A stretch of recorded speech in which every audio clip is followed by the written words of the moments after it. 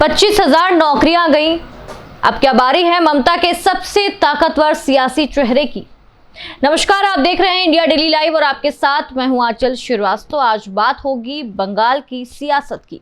क्या बंगाल का शिक्षक भर्ती घोटाला अब सीधे सत्ता के दरवाजे तक पहुंच चुका है और क्या ईडी का शिकंजा ममता बनर्जी के भांजे तक कसने वाला है। पश्चिम बंगाल की राजनीति में एक बार फिर बड़ा भूचाल आता हुआ दिख रहा है। वजह क्या है? वजह है शिक्षक भर्ती घोटाला।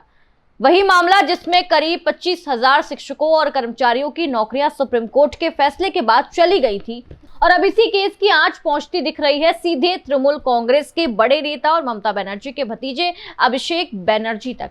ईडी की टीम उनके कोलकाता के कालीघाट स्थित आवास पहुंची और 15 जून को पूछताछ के लिए समन थमाया गया है उनको।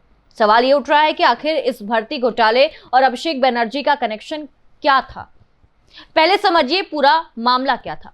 ये कथित घोटाला स्कूल सर्विस कमीशन यानी कि एसएससी भर्ती से जुड़ा बताया जा रहा है। आरोप ये है कि योग्य उम्मीदवारों को बाहर कर पैसे लेकर भर्ती की गई थी। मामला अदालत पहुंचा, जांच हुई और आखिरकार सुप्रीम कोर्ट ने बड़ी कार्रवाई करते हुए करीब 25,000 नियुक्तियां रद्द कर दी थी उस टाइम पे। और इस फैसले ने बंगाल की राजनीति में एक तूफान ला दिया था। अब आते हैं उस कड़ी पर जहां से ईडी की एंट्री और तेज होती हुई दिख रही है।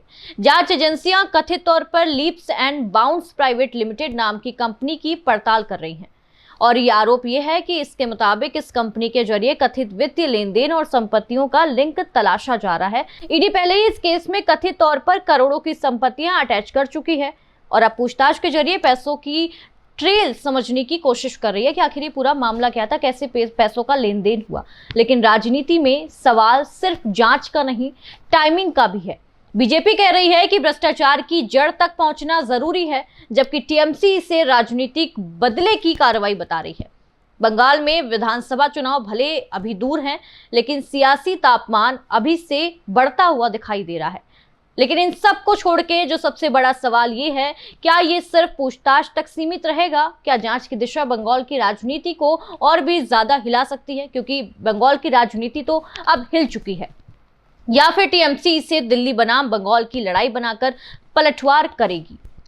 इतिहास गवाह है, बंगाल में जब भी जांच एजेंसियों की दस्तक सत्ता के करीब पहुंचती है, राजनीति और ज्यादा गर्म हो जाती है। लेकिन कानून की कसौटी पर आरोप और सबूत दोनों की परीक्षा जरूरी होती है। अब सवाल आपसे भी है, क्या शिक्षक भर्ती घोटाले में ईडी की कार्रवाई सही दिशा में जा रही है या आपको इसमें राजनीतिक एंगल ज्यादा दिखाई दे रहा है? आप कमेंट करके अपनी राय हमें जरूर बताइएगा।